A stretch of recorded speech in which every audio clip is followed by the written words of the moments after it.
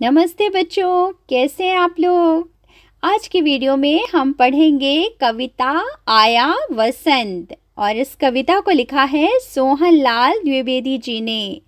तो इस कविता को हम पहले पूरा पढ़ेंगे, फिर इसके हम पंक्ति के हिसाब से अर्थ समझेंगे और इस कविता में आए हुए जो कठिन शब्द अर्थ है वह करेंगे और साथ ही प्रश्न उत्तर करेंगे और बाकी के एक्सरसाइज। तो चलिए हम पहले पढ़ते हैं कविता आया वसंत। वसंत अर्थात वसंत ऋतु यानी कि स्प्रिंग सीजन। तो कविता हम पहले पूरी पढ़ लेते हैं, इसके बाद फिर हम उसके अर्थ पंक्ति के हिसाब से समझेंगे। तो आया वसंत छाई जग में शोभा अनंत, सरसों खेतों में उठी फूल, बौरे आमों में उठी झूल, बेलों में फूले नए फूल, पल में पतझड़ का हुआ अंत, आया वसंत। लेकर सुगंध बह रही पवन, हरियाली छाई है वन वन, सुंदर लगता है घर आंगन, है आज मधुर सब दिग दिगंत, आया वसंत। भौरे गाते हैं नया गान, कोकिला छेड़ती कुहू तान, है सब जीवों के सुखी प्राण, इस सुख का हो अब नहीं अंत, आया वसंत। वाह, वसंत ऋतु की कितनी खूबसूरत कविता लिखी है कवि सोहन लाल द्विवेदी जी ने। तो चलिए हम स्टार्टिंग से पहली पंक्ति से इस कविता का अर्थ समझते हैं। तो देखिए पहले की दो पंक्तियां जो हैं उसमें है आया वसंत छाई जग में शोभा अनंत, अर्थात कि वसंत ऋतु के आ जाने से सारे जग में, जग अर्थात संसार में जो वर्ल्ड है उसमें शोभा यानी कि खूबसूरती, अनंत यानी जिसका कोई अंत नहीं है, पूरे संसार में अनंत शोभा सुंदरता छा गई है। वसंत ऋतु का आगमन हो चुका है। फिर देखिए जो दूसरी पंक्तियां हैं उनका अर्थ, सरसों खेतों में उठी फूल, बौरे आमों में उठे झूल, बेलों में फूले नए फूल, पल में पतझड़ का हुआ अंत, आया वसंत। अर्थात जो सरसों है, पीली पीली सरसों, वो भी खेतों में फूल उठी है, उसमें भी फूल लग गए हैं, और जो बौरे हैं आमों में वे भी झूल उठी है। बौरे अर्थात जो आम में जो बड लगते हैं, छोटे छोटे जो फूल लगते हैं जब आम ब्लॉसम होता है, तो फिर वह ना उसमें भी जो बौरे हैं वह भी लग गई हैं आमों में और वो भी झूलने लगी हैं पेड़ में, और जो बेल हैं, ये लताएं हैं, उनमें भी नए नए फूल खिल गए हैं, और अब पतझड़ का अंत हो चुका है। वसंत ऋतु के आने से क्या हुआ है कि जो पतझड़ सीजन यानी कि ऑटम सीजन होता है, पतझड़ ऋतु में क्या होता है, पेड़ों से पत्ते नीचे गिर जाते हैं, तो उसका अब अंत हो गया है, उसका समय समाप्त हो गया है। और क्योंकि वसंत ऋतु आ गई है, आया वसंत, इसलिए चारों तरफ बस हरियाली ही हरियाली है। अब देखिए दूसरे वाली पंक्तियों का अर्थ, लेकर सुगंध बह रही पवन, हरियाली छाई है वन वन, सुंदर लगता है घर आंगन, है आज मधुर सब दिग दिगंत, आया वसंत। तो देखिए इसमें लेकर सुगंध बह रही पवन, इसका अर्थ क्या हुआ कि अब जो हवाएं चल रही हैं, पवन मतलब एयर जो है अपना, विंड ब्लो हो रही है, हवाएं चल रही हैं, वह भी खुशबूदार सुगंधित हो गई हैं, और हरियाली छाई है वन वन, सभी जगह वनों में हरियाली छा गई है, ग्रीनरी सब जगह दिखाई दे रही है। सुंदर लगता है घर आंगन, और घर आंगन सब जगह फूल नए नए खिल गए हैं, पेड़ पत्ते सब में हरियाली छा गई है, तो बहुत ही घर आंगन सुंदर लग रहा है। और आज मधुर सब दिग दिगंत, दिग अर्थात दिशा या डायरेक्शन होता है, और दिगंत का अर्थ होता है जहाँ पे दिशाओं का अंत हो जाता है, या कि फिर आप कह सकते हैं कि क्षितिज, जहाँ पे धरती और आकाश मिलते हैं और दिशाओं का अंत हो जाता है, द होराइजन पॉइंट। तो वहां पर सब कुछ क्या मधुर सा दिखाई दे रहा है। क्यों? क्योंकि आया वसंत, वसंत ऋतु का आगमन हो चुका है, वसंत ऋतु आ चुकी है। फिर देखिए ये लास्ट की पंक्तियों में, भौरे गाते हैं नया गान, कोकिला छेड़ती कुहू तान, है सब जीवों के सुखी प्राण, इस सुख का हो अब नहीं अंत, आया वसंत आया वसंत। तो इसमें जो भौरे हैं, भौरे अर्थात जो बीज होती हैं, जो फ्लावर्स के नेक्टर सक करते हैं ना, वो भौरे, वो भी क्या कर रहे हैं कि नया गान, नए नए गीत, नए न्यू सॉन्ग्स गा रहे हैं। और जो कोकिला है, कोकिला मतलब कोयल, वह भी कुहू तान छेड़ रही है। आपने देखा होगा कोयल जो है ना कू कू का साउंड निकालती है, इस तरह से गाती है और बहुत ही मधुर लगता है। तो वो है भी कुहू कुहू का साउंड निकाल रही है, यानी कि कुहू तान छेड़ रही है। और सब जीवों के सुखी प्राण, और सभी जीवों में, जितनी भी लिविंग बीइंग्स हैं, सभी जीवों में क्या हुआ, एक सुख का संचार हो चुका है। सभी प्राणियों में एक सुख का अनुभव या फीलिंग्स हो रही है। इसलिए ये चाह रहे हैं कि इस सुख का हो अब नहीं अंत, आया वसंत आया वसंत। और सब ये चाह रहे हैं कि ये जो वसंत रूपी जो सुख है, जो सभी प्राणियों में सुख का संचार हुआ है, उसका अब कभी भी अंत ना हो, कभी एंड ना हो, क्योंकि अब वसंत ऋतु आ चुकी है और सब जगह खुशहाली ही खुशहाली छाई हुई है।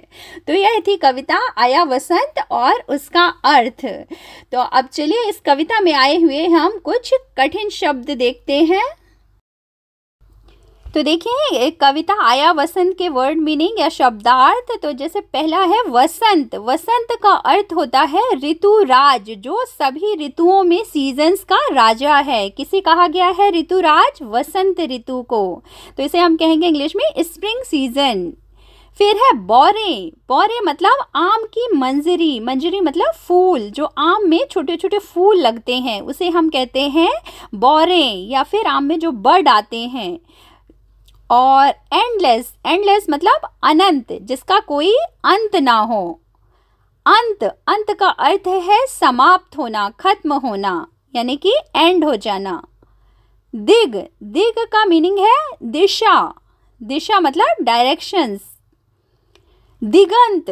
दिगंत मतलब जहां पर दिशा का अंत होता है, एंड ऑफ द डायरेक्शन जो होता है, यानी कि क्षितिज, जहाँ पे धरती और आकाश मिलते हैं, सभी दिशाएं जहाँ पे समाप्त हो जाती हैं, द होराइजन पॉइंट, उसे हम कहते हैं दिगंत, जहाँ पर दिशा का अंत हो। प्राण। प्राण का अर्थ होता है सांस या जीवन, जो लाइफ है हमारी, उसे हम कहते हैं लिविंग थिंग को प्राण। ऑटम मतलब पतझड़। पतझड़ ऋतु को हम कहते हैं ऑटम सीजन, मतलब पेड़ से पत्तियों के गिरने का मौसम पतझड़ ऋतु कहलाती है। मधुर का अर्थ होता है मीठा, मीन्स स्वीट। हरियाली। हरियाली का अर्थ है हरे भरे पेड़ों का समूह, जहाँ पे ग्रीनरी होती है। जैसे वसंत ऋतु के आने पर क्या सब जगह ग्रीनरी, हरियाली छा जाती है, उसे हम कहते हैं हरियाली। वन। वन का अर्थ है जंगल। जंगल मतलब फॉरेस्ट। भौरे। भौरे मतलब भ्रमर जो होते हैं, बम्बल बी, या बड़े बड़े जो बीज होते हैं जो फ्लावर्स के नेक्टर सक करते हैं। फिर है पवन। पवन का अर्थ होता है हवा या वायु, मतलब एयर या विंड। शोभा। शोभा मतलब सुंदरता या ब्यूटी, जो ग्लोरी होती है। तो ये थे इस कविता में आए हुए कुछ शब्द और उनके अर्थ। अब हम इसके कुछ दूसरे एक्सरसाइज देखते हैं। तो देखिए वसंत ऋतु के आने पे कितनी अच्छी हरियाली छा गई है और ये पेड़ पौधे कितने अच्छे फूल खिल गए हैं। इसे ही कहते हैं हम ऋतुराज वसंत। ये देखिए आप इस पिक्चर में ये भौरे हैं। भौरा मतलब बीज, जो फ्लावर्स का ये नेक्टर सक कर रहा है। फिर दूसरी ये कोकिला मतलब कोयल की पिक्चर है। तो चलिए अब हम इस पाठ में, इस कविता में आए हुए कुछ प्रश्न उत्तर देखते हैं। जैसे कि प्रश्न पहला है, हमारे देश में कितनी ऋतुएं होती हैं, उनका नाम बताइए। वैसे तो 6 ऋतुएं होती हैं, लेकिन हमारे देश में मुख्य रूप से 4 ऋतुएं ही मानी जाती हैं। तो हमारे देश में 4 ऋतुएं मुख्य होती हैं, वसंत ऋतु, ग्रीष्म ऋतु, वर्षा ऋतु और शरद ऋतु। तो ये 4 जो है सीजन्स हमारे कंट्री में होते हैं।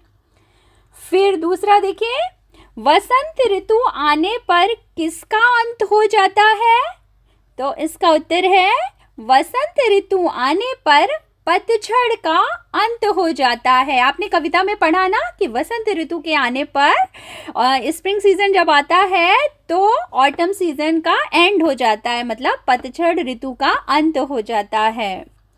फिर प्रश्न 3 देखिए, आपको कौन सी ऋतु अच्छी लगती है और क्यों? तो इसका उत्तर आप अपने शब्दों में अपने मन के मुताबिक भी लिख सकते हैं, लेकिन यहाँ पे जो मैंने उत्तर लिखा है उसे देखिए।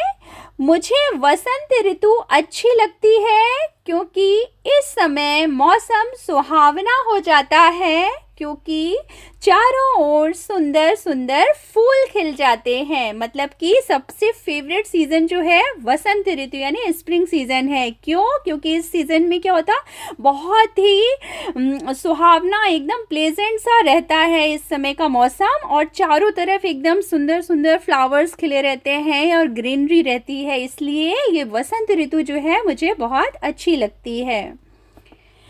फिर प्रश्न 4 देखिए, वसंत आने पर प्रकृति में क्या बदलाव आते हैं? तो मतलब क्या चेंजेस आते हैं इस कविता के अनुसार? आपने देखा ना कि जब स्प्रिंग सीजन आता है, वसंत ऋतु आती है, तो क्या क्या चेंजेस आते हैं प्रकृति में, नेचर में? तो वसंत आने पर चारों ओर हरियाली छा जाती है और इस ऋतु में सरसों के खेतों में कोयल की मधुर आवाज गूंजने लगती है और सर्दी जो है समाप्त हो जाती है। तो देखिए, इस कविता में आए हुए कुछ पर्यायवाची शब्द हैं जो एक्सरसाइज में उसे छांट कर लिखना है। जैसे ऋतुराज, ऋतुराज का जो पर्यायवाची या सिनोनिम्स होगा वह है वसंत। पुष्प मतलब फ्लावर्स, इसके जो सिनोनिम्स होंगे वो है कुसुम, फूल। खुशबू, खुशबू मतलब फ्रेग्रेंस, इसके जो पर्यायवाची शब्द है वह है सुगंध, महक। इसी तरह वायु, वायु मतलब एयर या विंड, तो इसके सिनोनिम्स क्या होंगे? हवा, पवन। फिर सुंदरता, सुंदरता मतलब ब्यूटीनेस जो होती है अपनी, उसका जो पर्यायवाची शब्द होगा वो है सुंदर या सौंदर्य।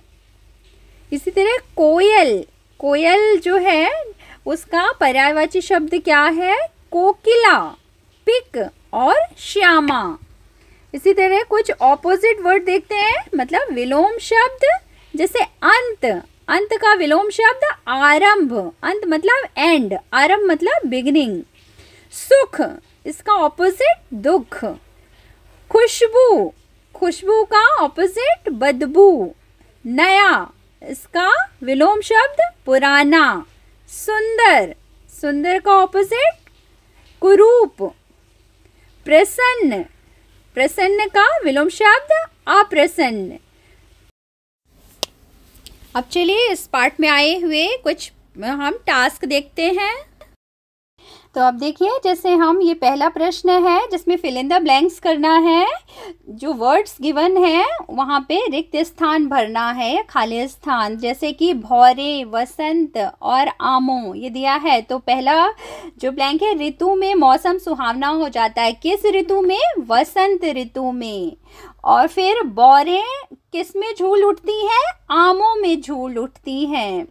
फिर तीसरा, ये पिक्चर को आपको मैच करना है। आम के पिक्चर में ये आम का है और ये जो पेड़ दिख रहा है किसका है? पतझड़ का, क्योंकि इसमें दूसरे प्रश्न में देखिए पतझड़, यहाँ पे पेड़ों से पत्ते गिर रहे हैं। फिर टास्क 2 में देखिए, वाक्य रचना कीजिए, मतलब फ्रेम सेंटेंसेस। तो किस शब्द का आपको वाक्य बनाना है? वसंत का। तो जैसे वसंत एक ऋतु का नाम है, और आप अपने हिसाब से और भी वाक्य बना सकते हैं। आप वसंत का इस तरह भी पसंद बना सकते हैं कि वसंत ऋतु के आने पर चारों तरफ हरियाली छा जाती है। फिर देखिए फूल, फूल का आप किस तरह वाक्य बना सकते हैं? फूल सुंदर होते हैं। और दूसरा क्या बना सकते हैं? यह एक गुलाब का फूल है।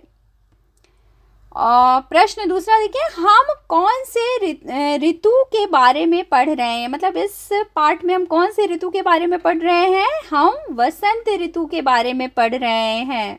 फिर टास्क तीसरे का पहला प्रश्न है, वसंत ऋतु आने पर पतझड़ का अंत हो जाता है, मतलब कि किसका अंत हो जाता है, वसंत ऋतु के आने पर पतझड़ का अंत हो जाता है, ऑटम सीजन का एंड हो जाता है।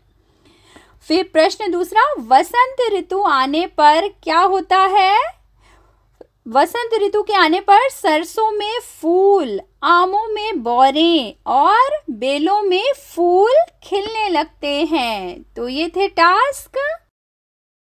इन्हीं 2 ऋतुओं के नाम लिखिए। वैसे तो मुख्य रूप से 4 ऋतुएं जो मैंने बताई है, तो आप यहाँ पे वसंत ऋतु, पतझड़ ऋतु या अपनी पसंद की कोई भी 2 ऋतुओं के नाम लिख सकते हैं। फिर देखिए कुछ टास्क हैं, जैसे टास्क 1 में है कुछ फिल इन द ब्लैंक्स करने हैं। फिर टास्क 2 में पंक्तियां पूरी करनी है, मतलब कि ये जो कविता है उसमें जो मिसिंग लाइन है उसको कंप्लीट करना है। और फिर टास्क 3 में वचन बदलना, वचन बदलना मतलब कि चेंज द नंबर चेंज करना है, सिंगुलर से प्लूरल। तो इसी तरह टास्क 1 का दूसरा है प्रश्न, कविता का क्या नाम है, पोयम का नाम बताना है, आया वसंत। और फिर दूसरा प्रश्न है, पवन क्या लेकर बह रही है, दूसरे टास्क में बताना है। आपको पूरी कविता अगर आप ध्यान से पढ़ेंगे तो सारे प्रश्नों के उत्तर आपको बन जाएंगे। फिर टास्क 3 का दूसरा प्रश्न है, वसंत आने पर क्या सुंदर लगते हैं। तो चलिए देखते हैं हम इसके आंसर्स। तो जैसे टास्क 1 का पहला प्रश्न फिल इन द ब्लैंक्स है, तो मधुर को मीठा कहते हैं, तो फिल इन द ब्लैंक्स में क्या आएगा, मधुर मतलब स्वीट या मीठा। फिर टास्क 1 का दूसरा प्रश्न है, वन में क्या छाई है, हरियाली छाई है। फिर टास्क 1 का ही दूसरे प्रश्न का उत्तर, कविता का नाम क्या है, आया वसंत। फिर टास्क 2 में देखिए पहला प्रश्न, पंक्ति पूरी कीजिए, यानी कंप्लीट द लाइंस, जो पोएम की लाइंस हैं वो से कंप्लीट करना। हरियाली छाई है वन वन, भौरे गाते हैं नया गान। और प्रश्न दूसरा है, विलोम शब्द लिखना है, सुगंध मतलब फ्रेग्रेंस, और इसका ऑपोजिट क्या होगा, दुर्गंध यानी बैड स्मेल, गुड स्मेल और बैड स्मेल। और सुंदर, सुंदर मतलब प्रिटी या ब्यूटीफुल, उसका ऑपोजिट होगा अगली यानी कि कुरूप, तो इसका ऑपोजिट लिखना है।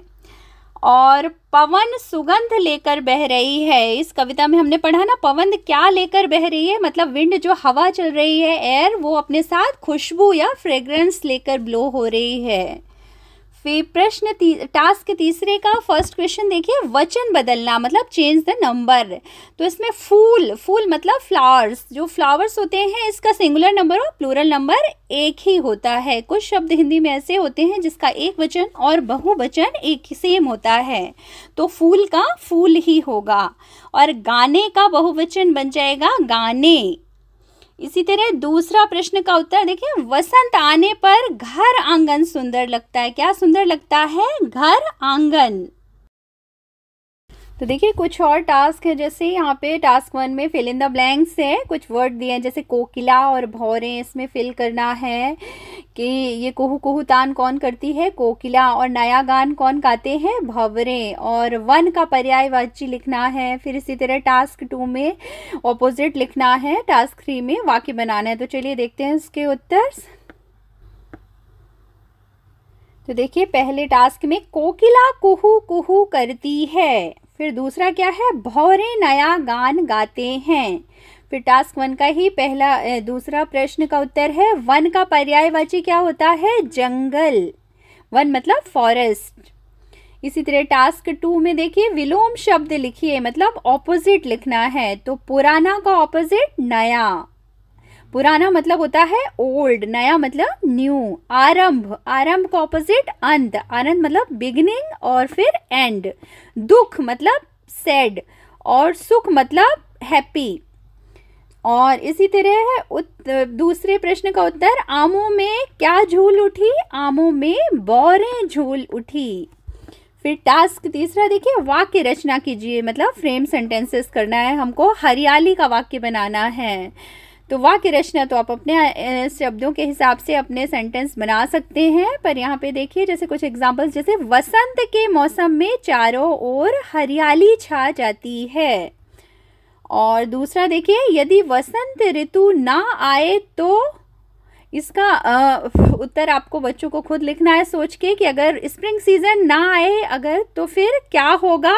तो इसका उत्तर सोच के आप लिखिए कि जैसे स्प्रिंग सीजन नहीं आएगा तो फिर हमें हरियाली नहीं मिलेगी, फूल पेड़ पौधे सब सूख जाएंगे, पतझड़ के बाद सब पत्ते गिर जाएंगे। इसी तरह से आप अपनी थिंकिंग एक्सप्रेस कर सकते हैं। इसमें कर लेते हैं हम ये जो कठिन शब्द हैं, जैसे वसंत मतलब ऋतुराज या स्प्रिंग सीजन, अंत का अर्थ होता है जिसका अंत ना हो, मतलब एंडलेस। और बौरे, बौरे मतलब आम की मंजरी या ब्लॉसम्स या बड बोल सकते हैं आप। अंत मतलब समाप्त होना, एंड होना। दिग, दिगंत का अर्थ होता है दिशा का अंत या क्षितिज, हॉराइजन। इसी तरह प्राण यानी कि सांस या लाइफ। मधुर मतलब स्वीट, मीठा। वन मतलब जंगल। हरियाली का अर्थ है हरे भरे पेड़ों का समूह, ग्रीनरी।